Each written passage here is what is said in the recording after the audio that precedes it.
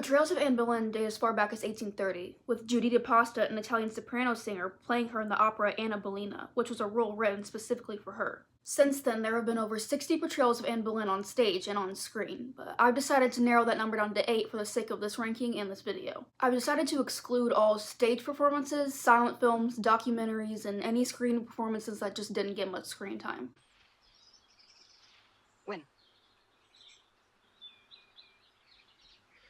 When Wolsey returns? Sir, if you were free, I would give myself to you. My heart and my body.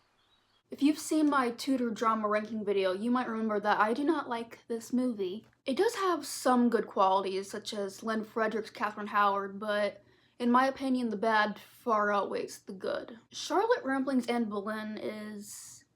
I don't know if offensive is the right word, but that's all I can think of right now. She does visually look the part, and I think she could have been a really great Anne if given different material, but unfortunately the film's writer had some sort of beef with Anne Boleyn.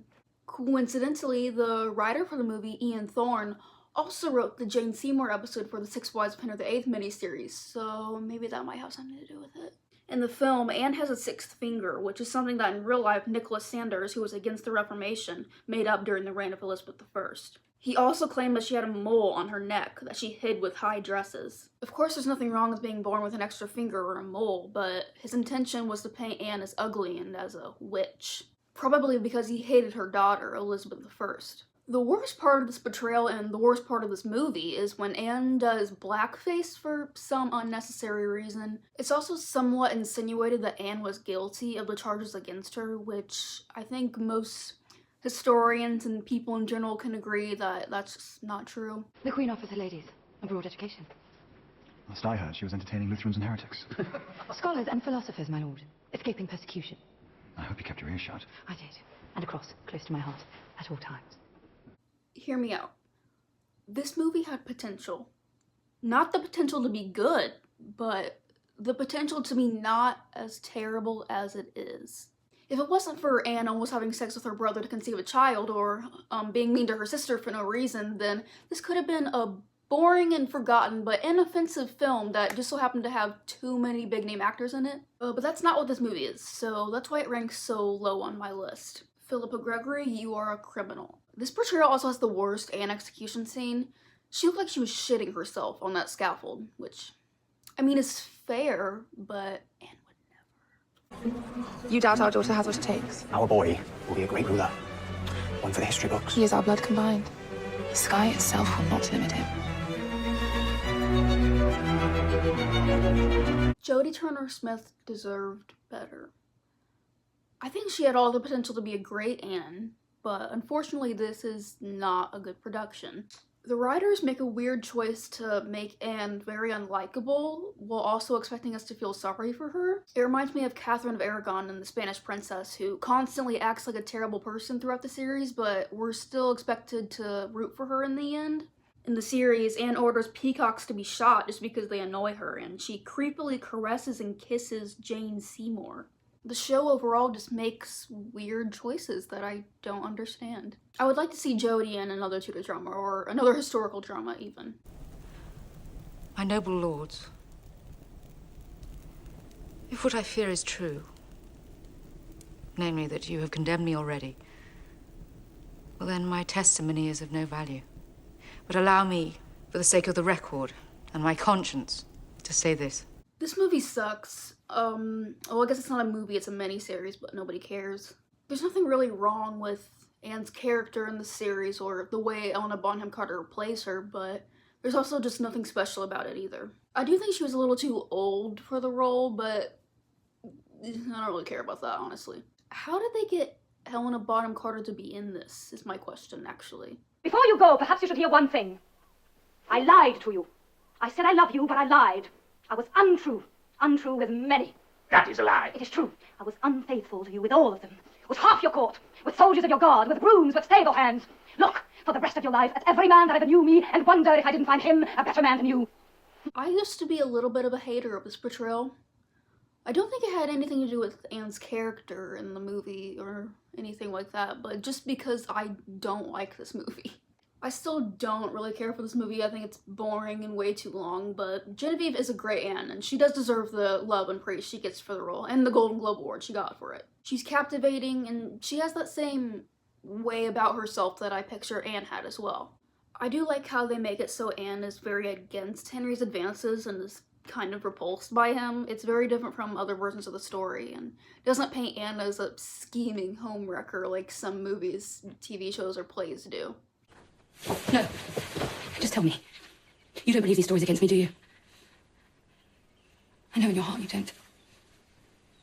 Do you, Cromwell?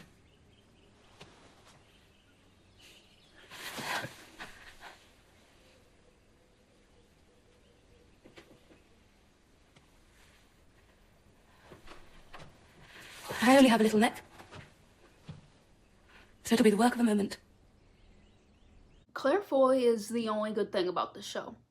For the rest of the show, I'm asleep, and when Claire comes on screen, I wake up. I know there are a lot of Wolf Hall truthers out there, but this should have been the Anne Boleyn show. Thomas Cromwell just, like, isn't interesting enough of a person to make an entire series about, you know?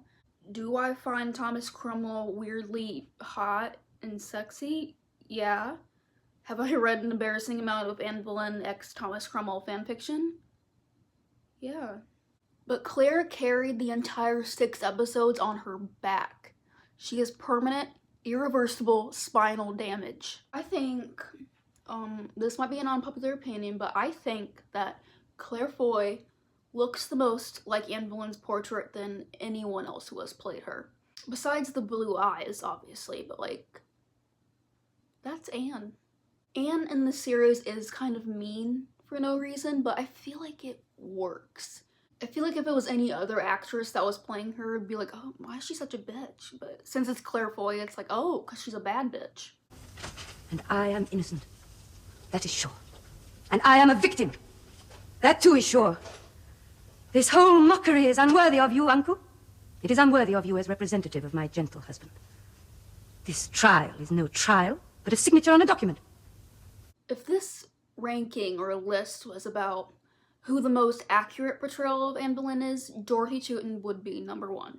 I have nothing negative to say about this portrayal, other than maybe she was too old for the role. She was 40 at the time, but that doesn't really affect her believability as Anne for me at all.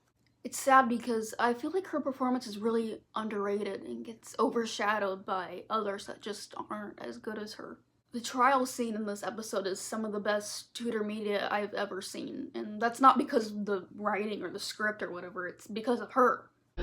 You have no one to blame but yourself for this. I was distressed to see you with that wench Jane Seymour, because the love I bear you is so great. It broke my heart to see you loved others. I am biased. I am. But I am also right.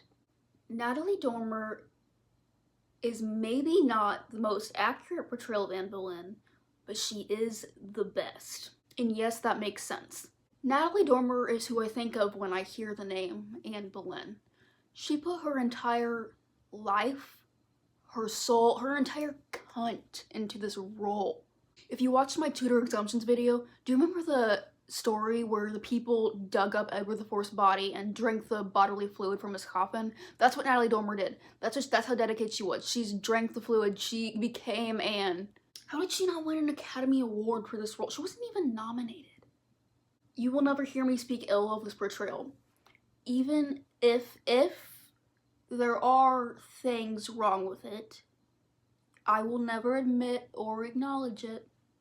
I did a poll like a week ago, I think, and I asked you guys who you think is the best Anne Boleyn, and we're gonna read the results right now. Jodie Turner-Smith got 2 votes. It's more than I thought she would. Charlotte Rampling got 2. Who are the 2? Please stand up, please. Dorothy Tutin got 3. Helena Bonham Carter got 5. How did Helena Bonham Carter get more than Dorothy Tutin? Natalie Portman got 7. Claire Foy got 14. Geneviève Bujold got 34. And Natalie Dormer got 134. I think we have our answer to who the best Anne Boleyn is. It is Natalie Dormer is the best Anne Boleyn.